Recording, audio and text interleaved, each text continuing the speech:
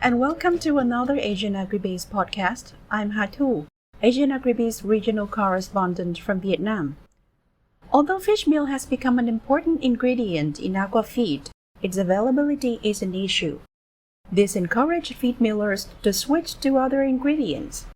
In this podcast, my colleague Meliana talks with Dr. Olivier Decamp, Group Technical Director at Grobest, about the effect of fish meal replacement. They explore the potential of replacing fish meal in aquafit without sacrificing performance. Hi, Dr. Olivier. Welcome to the podcast. Thank you very much for the invitation. Okay. As we know, fish meal is an important ingredient in aquafit for many reasons. Factors such as weather, location, volume supply all impact the fish meal quality and quantity. So, how critical is fish meal in aquafit formulation? Please tell us the advantages and disadvantages of its use in aquafit. Thank you. As you say, it's really a very important and critical question to all of us in the industry. So the first thing I want to state is that what matters is actually not the ingredient, but rather the set of nutrients that one ingredient could provide, okay? And this is where fish meal has a lot of advantages. It's a source of fatty acids, the UFA, the unsaturated fatty acids. But it also provides, in addition to the highly digestible protein, some phosphorus, the amino acids with the right profile, vitamins, trace minerals, cholesterols, and so on. It also can act as a very good attractant and palatant, meaning the shrimp and the fish are attracted, they go to the feed, and then they are ingesting the feed. So it basically provides a lot of the nutrients that are required in a balanced ratio. And it's matching the needs of the farm animal. So it's very convenient as a source of nutrients required by shrimp or fish. And finally, we can say it's also high energy and low carbohydrates. And finally, there are very few, if none, anti-nutritional factors. So if you put all of it together, it means it's a perfect ingredient, providing everything needed by the reared animal and supporting the growth of the shrimp or the fish. So it's a very nice ingredient to work with. Now, when we looked at it at the very beginning, when aquaculture started many years ago, the idea was, well, we source this ingredient. It's fish meal is produced from fish that are not really used for human consumption. So on the paper, it looked simple. But now there are many more issues that are being raised. First of all, we are basically taking fish away from the sea. This fish could be used for humans, or it's small fish that are playing an important role in the food chain of the ocean.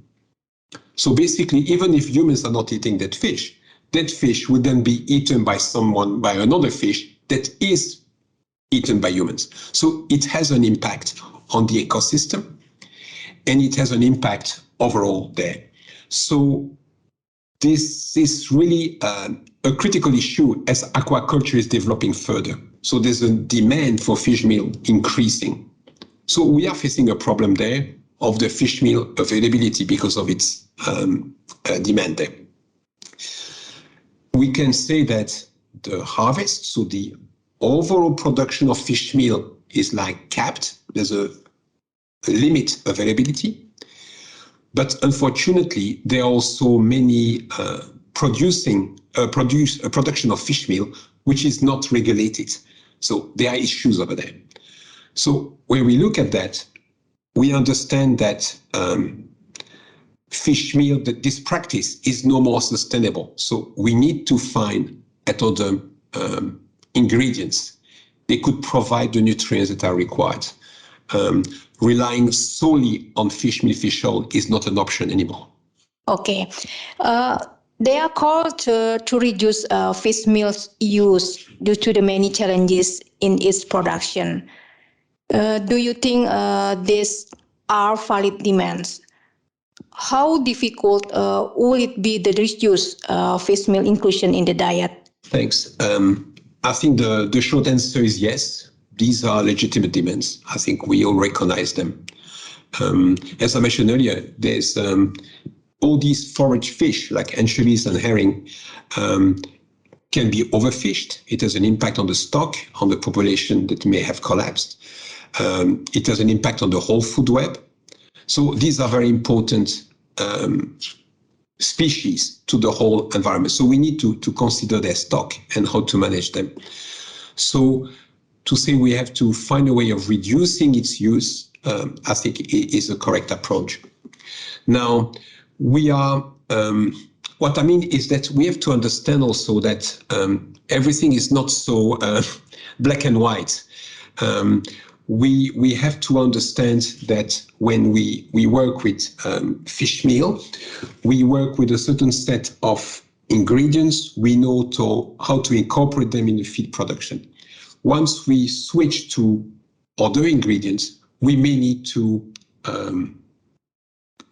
adapt our production method, but also consider how this new feed produced with the new ingredients may impact the performance of the diet. Okay, so we all agree we need to find alternative. Everybody agrees with that.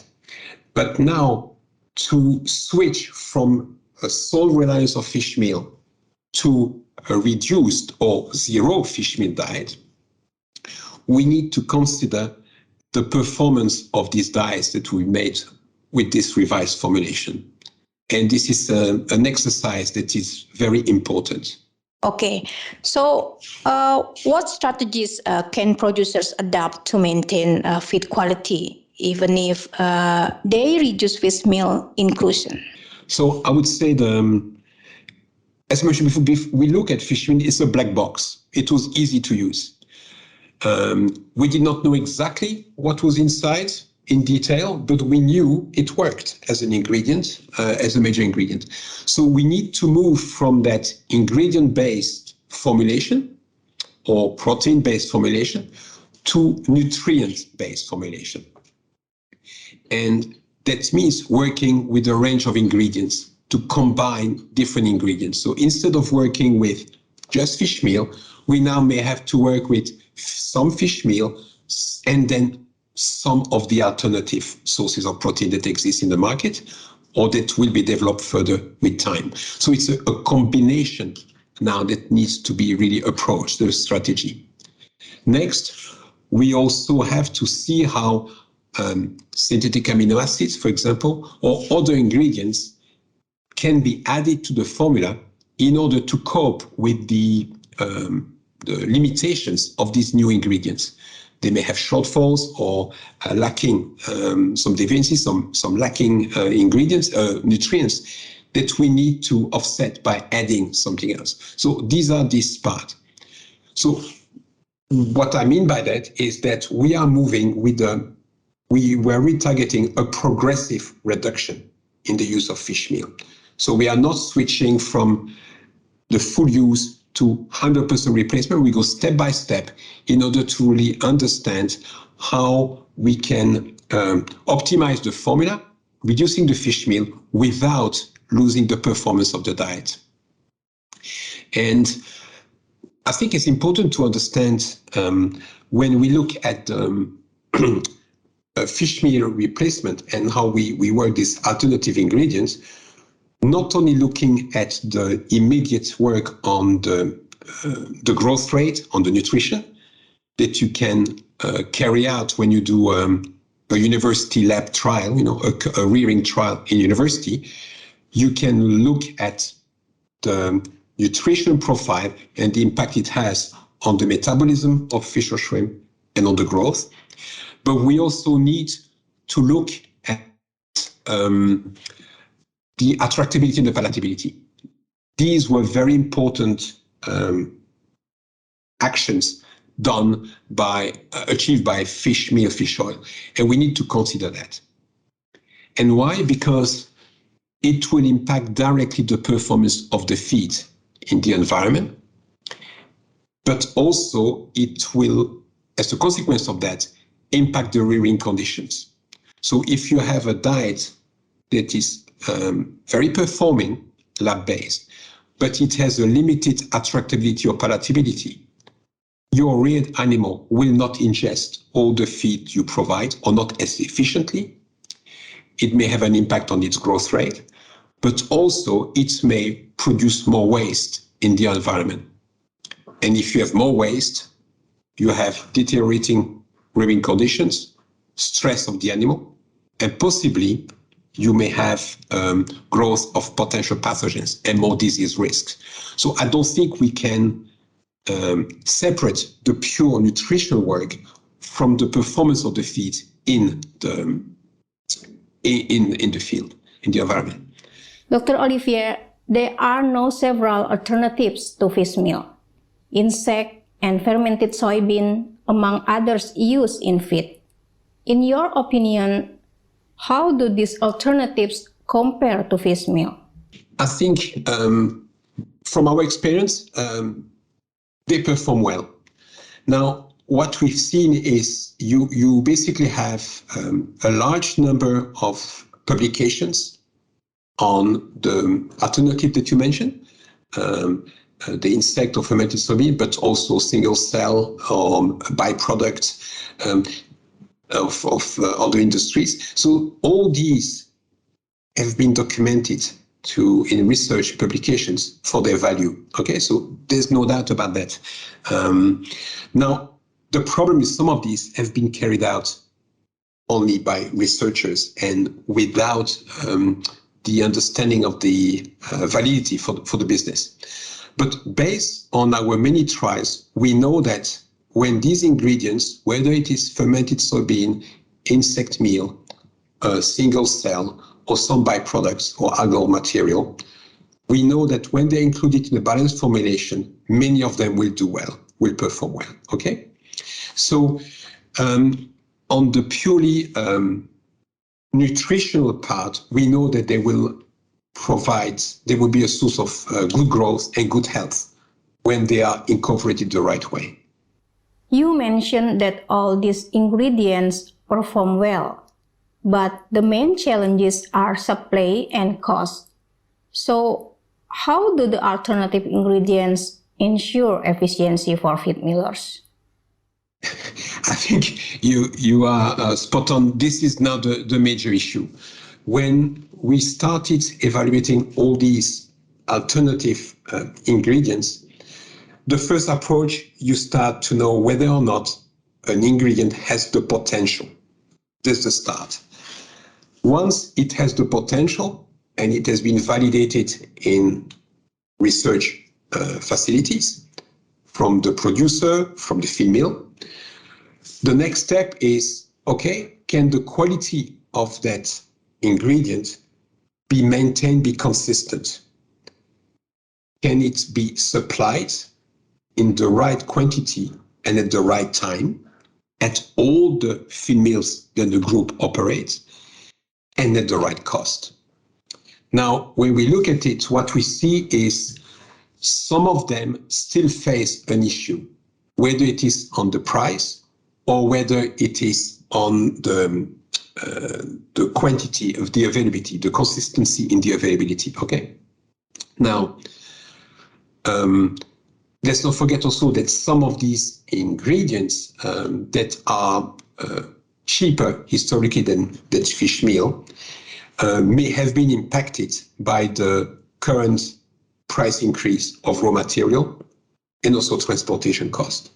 So when we put all of it together, we can see that right now, with the major uncertainties that we are facing on pricing of raw material and transportation, it's affecting all suppliers of ingredients, including those of alternative ingredients, okay? So this is really something that is still an issue.